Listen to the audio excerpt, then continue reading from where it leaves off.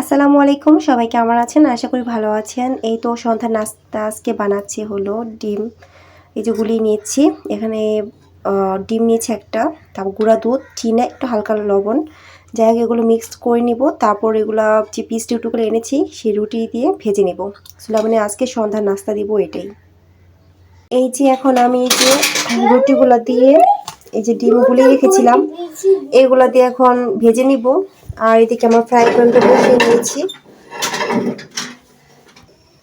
এই যে একটা রুটি নিয়ে এভাবে আমি ডুবিয়ে দুই দিকে সুন্দরভাবে চুবিয়ে একটু হালকা ঝরা দিয়ে আর এই যে সুন্দর এখানে দিয়ে দিচ্ছি। এভাবে সবগুলো রুটি আমি দিয়ে দিব। এখানে জায়গা 3 পিস দেওয়ার মতোই ছিল। মাশাআল্লাহ খুব সুন্দরভাবে আমার এক পিঠ ভাজা হয়ে গিয়েছে, আমি উল্টিয়ে দিলাম।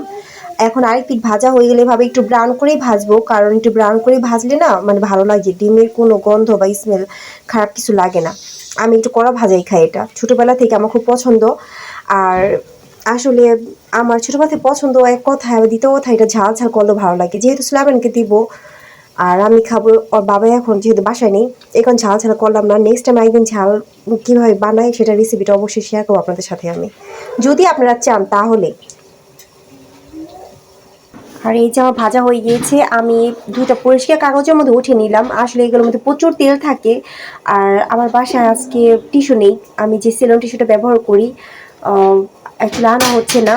আর শীতের দিন আসছে, এখন আমাকে আনতে হবেই, কারণ আমার প্রচুর ভাজাপুরি খাওয়া হয়।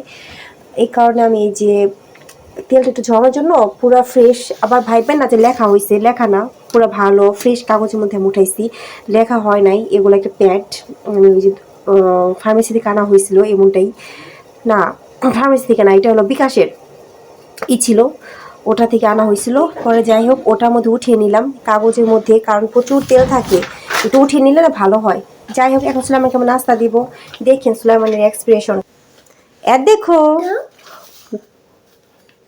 ও, এটা কি? তোমার হাতে ধরা সুন্দর হবে। এই যে দেখেন আমার বাবাটা, বাবা তুমি দেখি তো, তুমি হ্যাপি? তাই, আচ্ছা এখন সুলাইমান আর আমি খাবো না। ওকে, সবাইকে বাই বাই বলে দাও। ও বাবা গরম, সবাইকে বাই বাই বলে দাও। Bye bye.